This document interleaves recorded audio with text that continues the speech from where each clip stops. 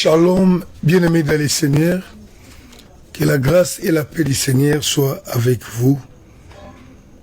Par la grâce du Seigneur, nous sommes en vie et étant en vie, l'obligation pour nous est d'enseigner le peuple de Dieu au travers le monde.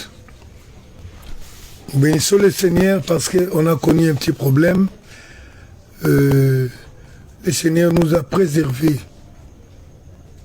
Le Seigneur nous a préservés. L'ennemi cherche à nous déstabiliser, à nous empêcher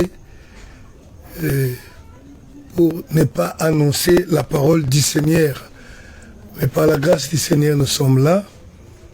Le corps a connu des problèmes suite à une agression physique que j'ai connue dans la rue au cours d'une circulation routière. Et après cela, j'ai été aussi déstabilisé au niveau de la santé, mais le Seigneur nous accorde la grâce aujourd'hui. Et cela étant donné que nous sommes en vie, nous devons continuer. Rien ne peut nous empêcher de faire l'œuvre de Dieu ou la volonté de Dieu, car c'est notre raison d'existence. Aujourd'hui, nous avons une petite exhortation pour les enfants de Dieu, pour les chrétiens que nous sommes. Parce que nous sommes dans l'attente du retour du Seigneur Jésus-Christ. Nous ne devons pas oublier qu'il y a bien des choses que le Seigneur attend de nous. Alors aujourd'hui, notre exhortation s'intitule « L'obligation pour les chrétiens de porter les fruits ». L'obligation pour les chrétiens de porter les fruits. Nous allons lire notre texte dans le livre de Matthieu au chapitre 11, versets 12 à 14. Je vais lire Matthieu, chapitre, Marc plutôt. Excusez-moi, ce n'est pas Matthieu. La bouche parle de Marc, la tête parle de Marc, mais la bouche était un peu déconnectée pour nous donner un autre livre. Nous allons lire Marc chapitre 11, verset 12 et jusqu'à 14. Je lis au nom du Seigneur Jésus-Christ.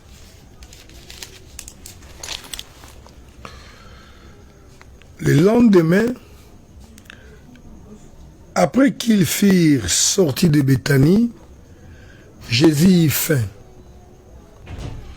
Apercevant de loin un figuier qui avait des feuilles, il alla voir s'il y trouverait quelque chose. Et s'en étant approché, il ne trouva que des feuilles, car ce n'était pas la saison des figues. Prenant la parole, il lui dit que jamais personne ne mange de ton fruit. Et ses disciples l'entendirent. Je continue jusqu'au verset 15. Ils arrivèrent à Jérusalem et Jésus entra dans les temples. Il s'est mis à chasser ceux qui vendaient et qui achetaient dans les temples. Il renversait les tables des changeurs et les sièges des vendeurs de pigeons. Et il ne laissait personne transporter aucun objet à travers les temples. Et il enseignait et disait, n'est-il pas écrit, ma maison sera appelée une maison de prière pour toutes les nations. Mais vous, vous en avez fait une caverne de voleurs. Les principaux sacrificateurs et les scribes l'ayant entendu, cherchèrent les moyens de les faire périr, car ils les craignaient parce que toute la foule était frappée de sa doctrine. Quand le soir fut venu, Jésus sortit de la ville.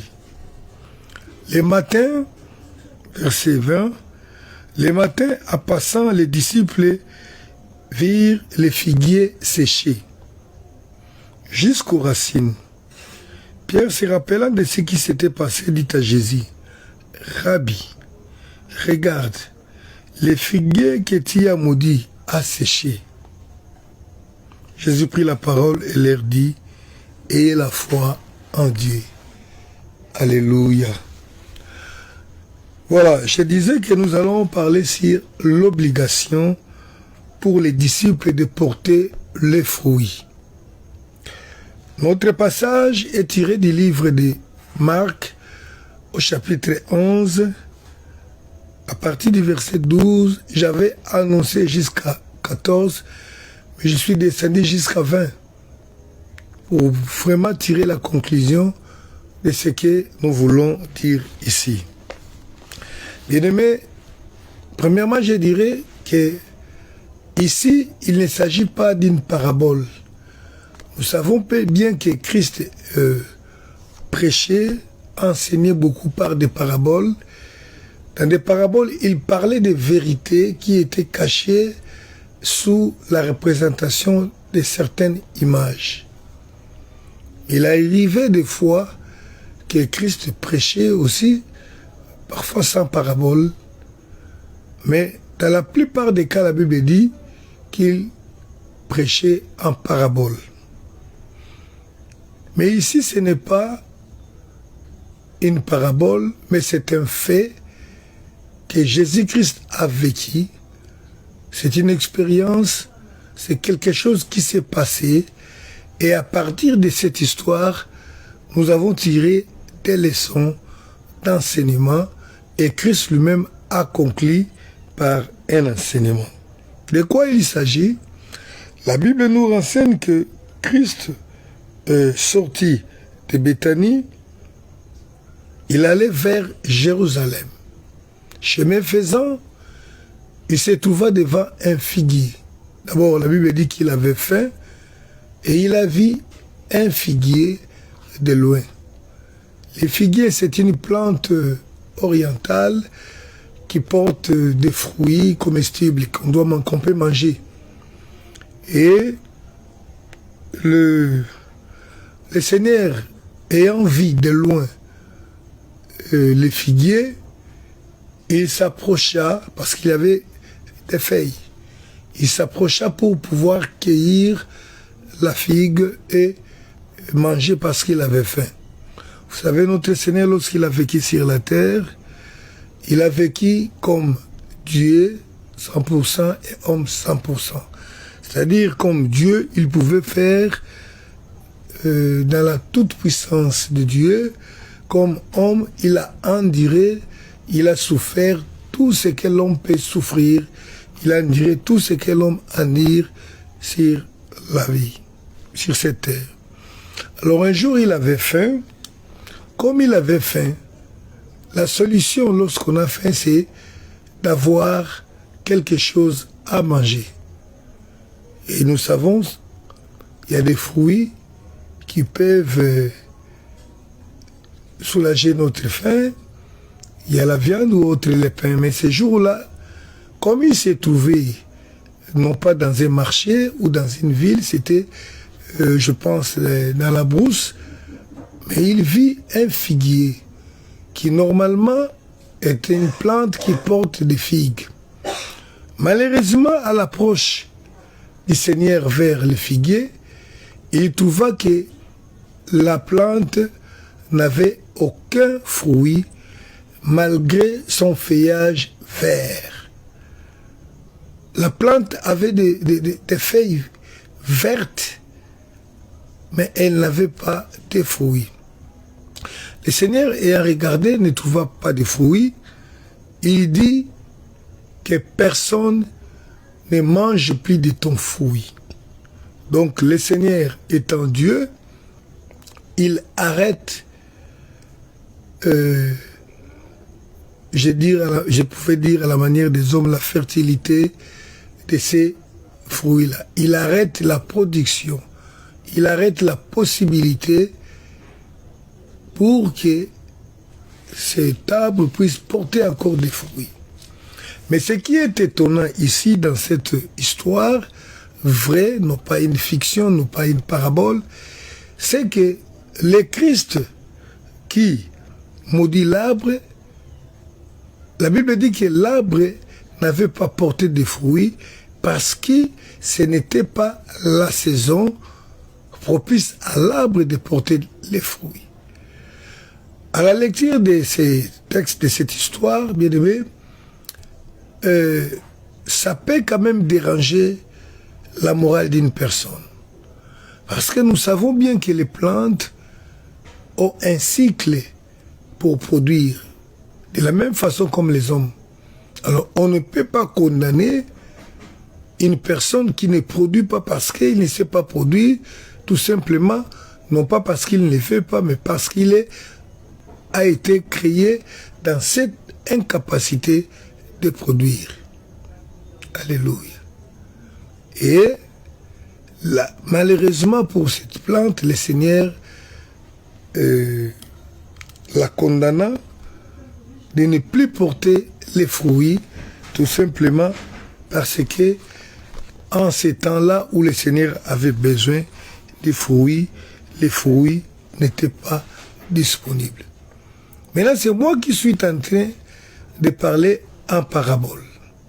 Bien aimé, nous devons comprendre une chose, que la vie d'un chrétien sur la terre est considérée dans le langage biblique à plusieurs reprises comme à un arbre. Et d'ailleurs, c'est Jean-Baptiste qui a commencé en enseignant, il disait: portez donc les fruits dignes de la repentance. L'arbre qui ne porte pas de fruits sera coupé, sera jeté au feu. Matthieu chapitre 3, à partir du verset 7 jusqu'au verset 10. Ça, c'était la prédication de Jean-Baptiste. Et Christ lui-même, lorsqu'il parle des chrétiens, il les considère également comme une plante. Le Seigneur dit ceci dans Jean chapitre 15. Il dit: c'est moi, Jean chapitre 15, verset 16. C'est moi qui vous ai choisi, ce n'est pas vous qui m'avez choisi. Étant chrétien bien-aimé, d'abord ce n'est pas l'effet des hasards. Étant chrétien, c'est par la volonté de Dieu. C'est lui qui nous a appelés à devenir ses disciples. Jean chapitre 15, verset 16. Ce n'est pas vous qui m'avez choisi, mais moi. Je vous ai choisi, je vous ai établi, afin que vous alliez et que vous portiez du fruit et que votre fruit demeure, afin que ce que vous demanderez au Père à mon nom, il vous le donne. Et lorsque vous revenez un peu en arrière, vous allez voir que le Seigneur parle, bien-aimé, de quelque chose à partir du commencement de ce chapitre. Le Seigneur parle bien de l'arbre. D'ailleurs, il dit plutôt que lui-même, il est un arbre. Et que nous, les disciples, nous sommes les branches. Alléluia. Mais ici, à la conclusion, il dit ceci: ce n'est pas vous qui m'avez choisi, c'est moi qui vous ai choisi. Je vous ai établi, afin que vous alliez et que vous portiez du fruit. Bien-aimés, nous les disciples du Seigneur, nous avons été appelés par le Seigneur lui-même. Malheureusement, il est écrit qu'il y a beaucoup d'appelés, mais il y a peu d'élus. Mais d'abord, je parle des appelés. Tous nous avons été appelés. Mais j'aimerais dire encore une chose, que les élus sont ceux qui produisent des fruits. Parce que le Seigneur dit qu'il nous a appelés, il nous a établis dans son église. Non pas pour que nous restions là dans l'église, en train de frimer, de bomber la torse. Nous avons bâti une très grande église. Nous sommes ceci ou cela. Mais le Seigneur nous a établis dans son église afin que nous allions. J'ai toujours parlé, bien aimé, de l'aspect mobilité de l'église. L'église, comme d'ailleurs au commencement, le tabernacle n'était pas un temple qui était immobile. C'était un temple mobile parce que le Seigneur savait qu'il devait voyager. Or, le monde entier appartient au Seigneur. Moi, comme temple du Saint-Esprit, je dois comprendre que je suis appelé à aller. C'est pourquoi le Seigneur dit ici, c'est moi qui vous ai appelé, qui vous ai établi, afin que vous alliez. Bien-aimé, le ministère ne consiste pas, ce n'est pas faire une carrière. Je suis ici 20 ans dans cette maison, c'est moi qui ai bâti, qui ai construit cette grande maison, et alors aller dans les villages devient un problème, quitter le confort de la ville devient un problème, parce que vous avez déjà bâti. C'est aussi une tentation qui parfois déroute les serviteurs de Dieu. Je ne suis pas contre l'effet de bâtir, mais nous devons savoir que Dieu lui-même n'avait pas prévu ça. C'est la raison pour laquelle David a été reproché d'avoir pris l'idée lui-même de bâtir un temple qui sera statique. Et c'est la raison pour laquelle le temple a été renversé. Aujourd'hui, nous sommes des temples mobiles. Afin que vous alliez, allez non pas pour faire le commerce, mais allez pour porter le fruit. C'est la raison pour laquelle je suis en train de parler sur l'obligation des disciples, l'obligation pour les disciples de porter les fruits. Bien-aimé, considère un peu cette plante que le Seigneur a visitée alors que la Bible dit que ce n'était pas la période où la plante devait porter les fruits. C'est quand même étonnant que la plante soit maudite parce que elle n'a pas porté les fruits alors que ce n'était pas les bons. Bien aimé, j'aimerais que nous comprenions une chose.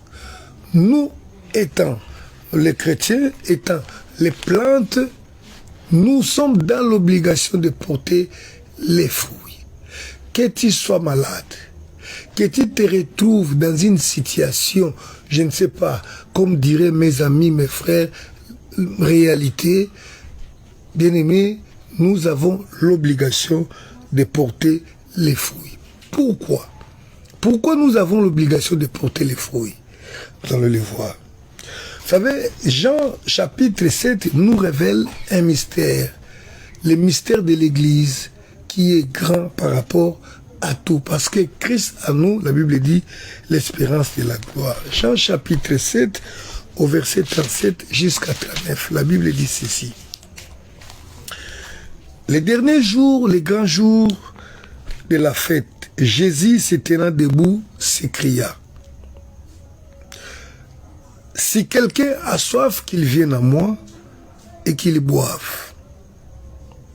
Celui qui croit à moi, alléluia, de fleuves d'eau vive couleront de son sein, comme dit l'Écriture. Et il dit cela de l'Esprit qui devrait recevoir ceux qui croiraient en lui, car l'Esprit n'était pas encore descendu, parce que Christ n'avait pas encore été glorifié. Le Seigneur est en train de révéler une chose. Il dit ceci, que celui qui a soif vient. Celui qui viendra, il lui donnera de l'eau. Et la Bible dit que cette eau-là, de l'eau vive, hein, et cette eau-là deviendra une source qui coulera jusque dans la vie éternelle. Celui qui boira de l'eau que Christ lui donnera. Comprenez que c'était d'abord le sujet de la conversation avec la femme samaritaine. Et c'est de là est sortie cette histoire d'eau vive. Celui qui boira de cette eau-là verra une source s'établir en lui, et ces sources deviendront une fleuve qui coulera jusqu'à la vie éternelle. Nous allons maintenant dans l'Apocalypse chapitre 22, versets 1 et 2. Il y a une grande similitude. Donc, disons, je dirais, c'est l'explication même de ces passages-là. 22, 1 et 2. Là, on se retrouve déjà dans la Nouvelle Jérusalem. Et il me montra un fleuve d'eau de la vie, limpide comme du cristal, qui sortait du trône de Dieu et de l'agneau. Au milieu de la place de la ville et sur les deux bords du fleuve, il y avait un arbre de vie produisant 12 fois des fruits pendant chaque mois, et dont les feuilles servaient à la guérison des nations. Ici, dans la Nouvelle Jérusalem, nous voyons un fleuve d'eau de la vie. Et la Bible dit que dans ce fleuve-là, il y avait un arbre planté qui portait des fruits 12 fois l'année. Or, nous savons que une année a 12 mois.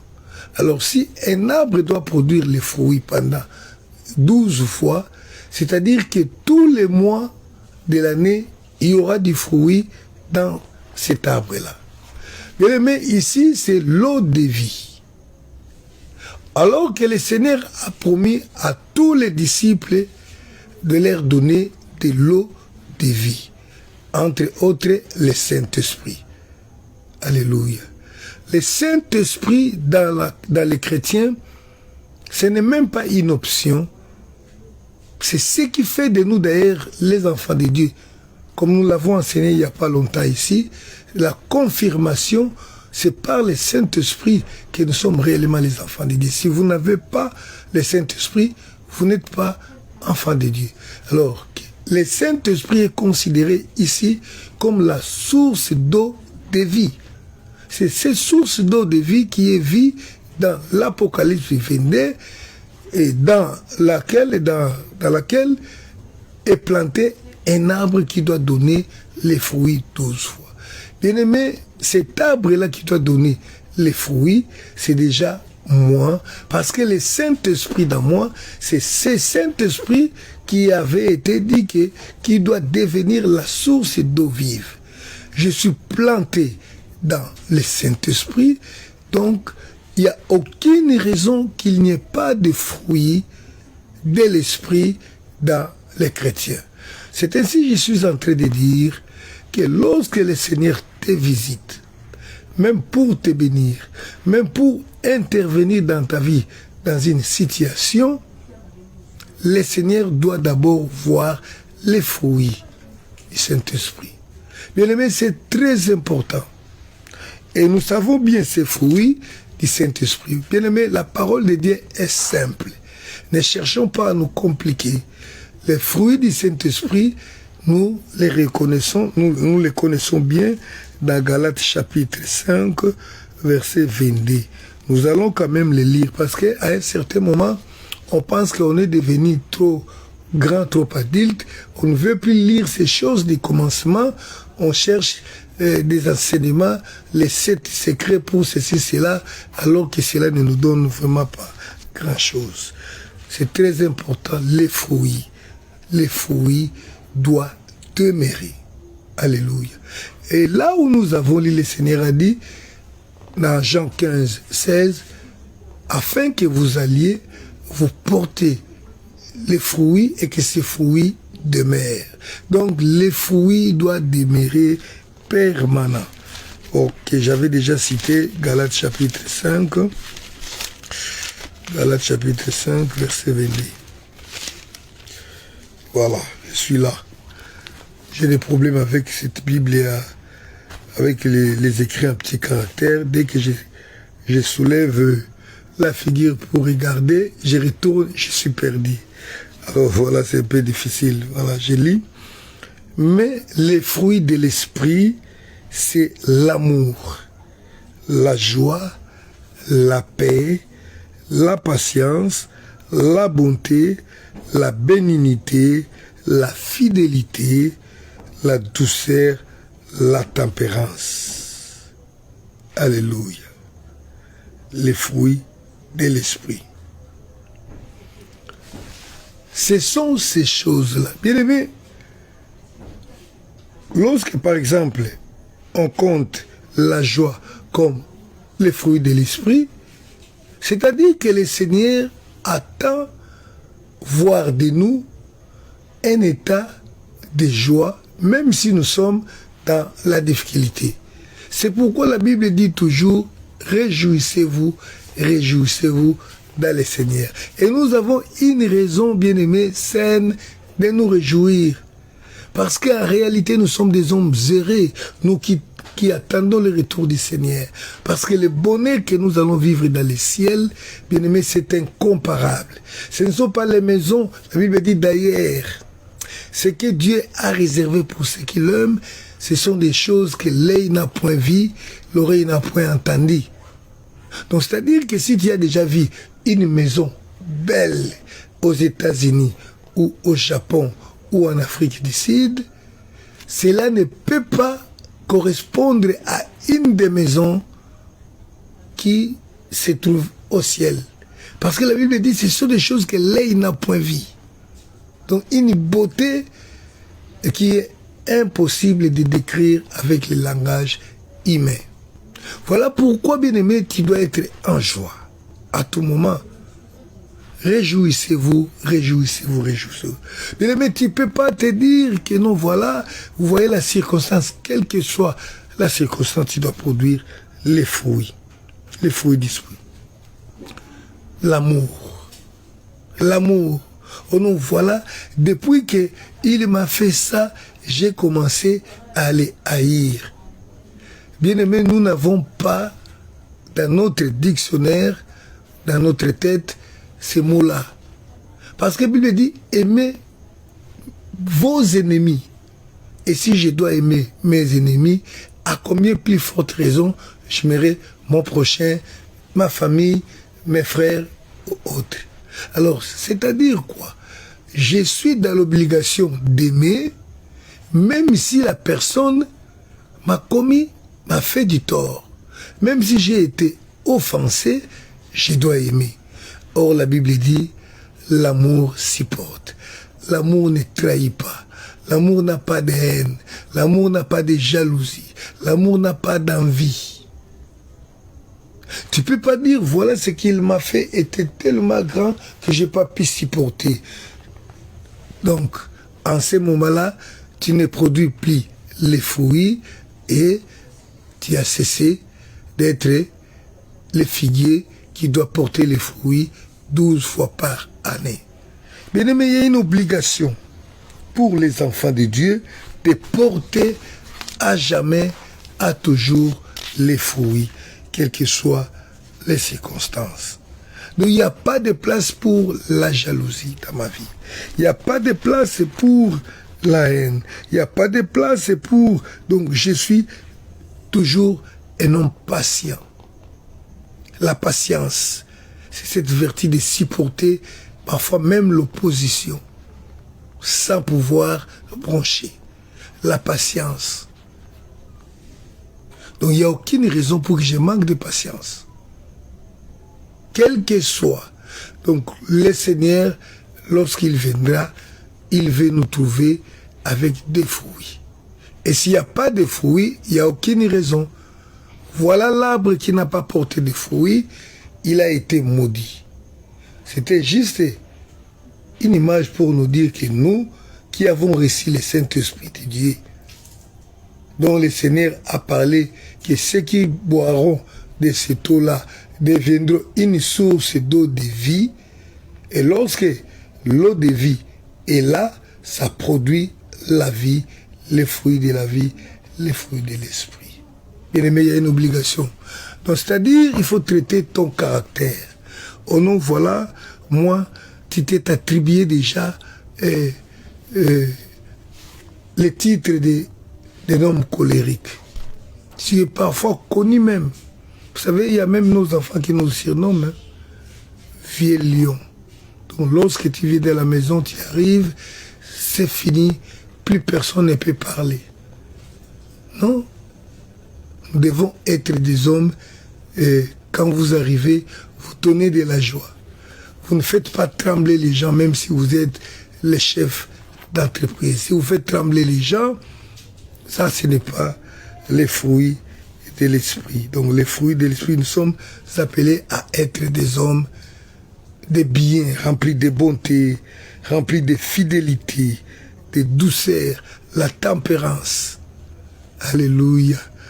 La modération. Je ne suis pas un homme d'excès, quoi qu'il en soit. Voilà.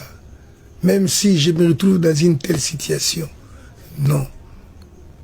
Donc, l'obligation est là pour nous. C'est pourquoi il faut traiter la partie charnelle de l'homme, la partie émotionnelle. Oh non, voilà, j'ai agi parce que non. Et je vais finir par vous raconter cette petite histoire, l'incident que j'ai connu, qui m'a obligé, qui nous a retardé notre programme. Je revenais de quelque part dans notre ville, et puis un véhicule est venu qui a cogné la voiture dans laquelle je me trouvais, que j'ai conduisais. Ils ont cassé, ils ont cassé mon rétroviseur. Et je suis arrêté pour essayer de réclamer, parce qu'en principe, quand cela arrive, ils comprennent qu'ils ont commis du mal à quelqu'un, ils peuvent vous donner l'argent pour le réparer ou autre chose. Quand je suis descendu, j'ai essayé de demander pourquoi. Ils me disent qu'ils sont pressés, et les gens ont commencé à me tabasser. Et j'étais là, je leur ai demandé comment vous pouvez faire ça. C'est pas possible, vous m'avez connu ensuite, jusqu'à ce que les passants sont venus intervenir. C'est-à-dire quoi? Nous devons pas être des hommes émotionnels. Il ne faut pas réagir par émotion, par l'esprit. Il ne faut pas agir par les réactions de l'âme. C'est par l'esprit. Or, les fruits de l'esprit, c'est la patience, la maîtrise de soi, la tempérance. Voilà. Que le Seigneur nous bénisse. Le Seigneur revient bientôt et portez les fruits. Portez-vous bien, mais portez les fruits. Car sans les fruits, selon que Jean-Baptiste a dit, que la cognée est déjà mise sur la racine. L'arbre qui ne porte pas de fruits sera coupé et jeté au feu. Tu es l'arbre qui porte les fruits. Portons des fruits pour réjouir les maîtres de la moisson. Merci. Que le Seigneur nous bénisse. Au nom du Seigneur.